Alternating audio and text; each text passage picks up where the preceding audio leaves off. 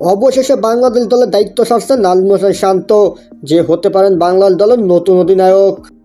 টি-20 বিশ্বকাপের পর থেকে শোনা যাচ্ছিল নিজের ব্যাটিংয়ে মনোযোগ বাড়াতে 3 ফরম্যাটের দায়িত্ব থেকে সরে আসার পরিকল্পনা করছেন নাজমুল হোসেন শান্ত, যদিও সব কিছু যেন গুঞ্জনই থেকে যাচ্ছিল। তবে এবার নতুন বছরের শুরুতে অধিনায়কত্বের দায়িত্ব ছাড়ার সিদ্ধান্ত নিয়েছেন টাইগার এই ক্রিকেটার। অবশ্য সকল ফরম্যাট থেকে নয়, কেবল টি-20 ফরম্যাট থেকে নেতৃত্ব থেকে সরে আসার সিদ্ধান্ত নিয়েছেন নাজমুল হোসেন শান্ত। তবে ওয়ানডে এবং টেস্ট ফরম্যাটে নিজের অধিনায়কত্বের দায়িত্ব চালিয়ে যেতে চান এই ক্রিকেটার। এই বিষয়ে ইতিমধ্যে বিসিবির সঙ্গে কথা হয়েছে শান্তর। বিষয়টি নিশ্চিত করেছে ক্রিকেট বিষয়ক জনপ্রিয় গণমাধ্যম কিকবাস। বিসিবি এক কর্মকর্তার উদ্যোগ দিয়ে কিকবাস প্রতিবেদনে জানায়, শান্ত শেষ পর্যন্ত আমাদের জানিয়ে দিয়েছে সে আর টি-20 ফরম্যাটে অধিনায়ক থাকছে না, আর আমরা সেটা মেনে নিয়েছি, কারণ আমাদের এই মুহূর্তে টি-20 ম্যাচ নেই। তবে কোনো ইনজুরি সমস্যা না থাকলে নাজমুল হোসেন শান্ত টেস্ট এবং ওয়ানডে ফরম্যাটে অধিনায়ক থাকবে, এই বিষয়ে আমাদের কথা হয়েছে।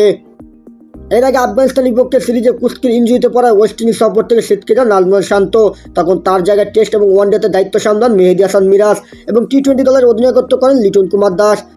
সেই সময় ওয়ানডে সিরিজে ডবল দলে হলেও টি-20তে লিটনের নেতৃত্বে উইন্ডিজদের হোয়াইট ওয়াশ করে বাংলাদেশ।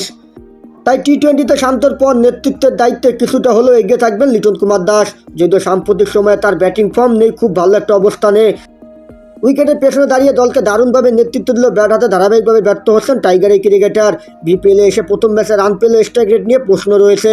তবে ধারণা করা হচ্ছে ব্যাট হাতে খুব একটা সন্দেহ না থাকলেও টি-20 নেতৃত্বে ফেরানো হতে পারে লিটন কুমার দাসকেই, যার কারণ হতে পারে দলকে নেতৃত্ব দেওয়ার সময় তার কৌশলী মানসিকতা এবং ফিল্ডিং প্লেসমেন্ট দক্ষতা সাপ রাখা।